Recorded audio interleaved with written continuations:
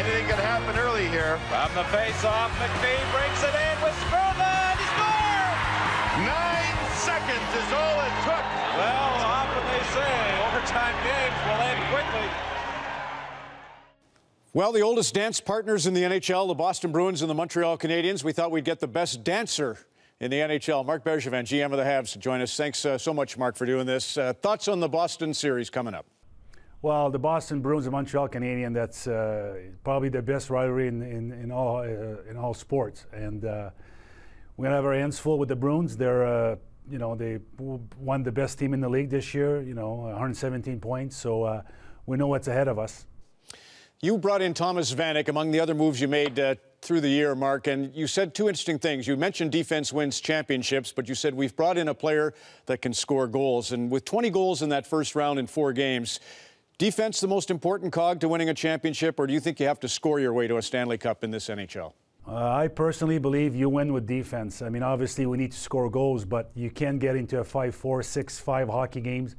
At the end of the day, overall, you're not going to win. You might win 1 or 2 games, but I believe with the stingy defense, that's when you move forward and you win championship.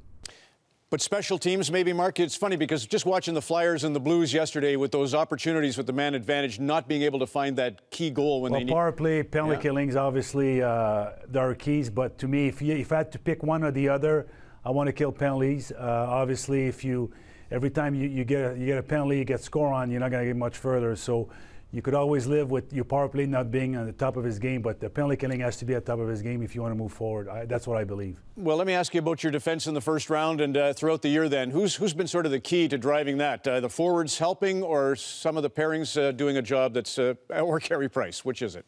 Well, I think obviously it started in net. You always say your best penalty killer is your goalie, and Carey's been tremendous for us all year long. But I believe in a team concept, that's how you play defense. You can't rely on your defensemen just to stop the rush and play down low. It's a 5-man unit, and they all have to be committed defensively. And against Tampa, even though it was a 4-game sweep, people that wasn't watching, they might say, oh, they had it easy. I believe it was a lot closer in a 4-game series. Tampa put up a good fight. But, we found a way to win. We play good defense. We put puck behind their D, and that's what allowed us to keep the momentum going. What role do you as a manager, or do any managers play in a Stanley Cup run, Marc? What kinds of things? Watching John Cooper reminded me a bit of you because he had that light element to the way he did things, and you like to keep it light. What's the role that you play? Well, obviously, my role is, to me, the players won that series last. Obviously, the coaching staff did a great job with Michel Therrien ahead, running the show. But, we have conversation every day with the coaches. The players, they're the one who get the job done. Well, let's mention the press box. Rennie Bourque, did you spend much time one-on-one with him? Because Michel had to bench him for 9 games this year. What was your relationship, and how did you get him going? Well, we talked a few times, Rennie and I. Scott Mellenby got involved as a guy that played that type of game recently, and I'm not saying he's the reason why, but as a group, I think we care about our players, and sometimes you need to take him aside and give him a little hug and say, you know what, this is what brought you to the NHL, and that's what keep you having success. And I think overall, Rennie Bourque responded well, and obviously right now he's on top of his game. I'm really impressed about the Carey Price story too, Marc, because he started out as the greatest thing and then had that 2008 playoffs. He got the hook a couple of times, and it seemed like mentally fought it. Halak was the guy doing the heavy lifting in 2010. Is it Stéphane Waite's mental work with him, or is it just the fundamentals as we saw with Niemi when he won and Corey Crawford when he won?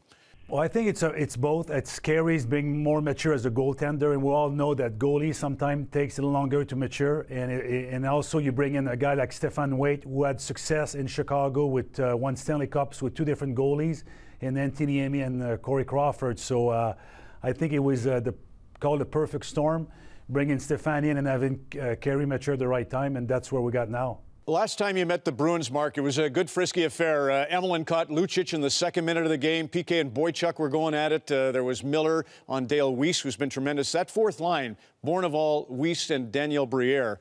There was some talk you may need more size against the Bruins, but it's hard to imagine breaking up that line the way they're playing.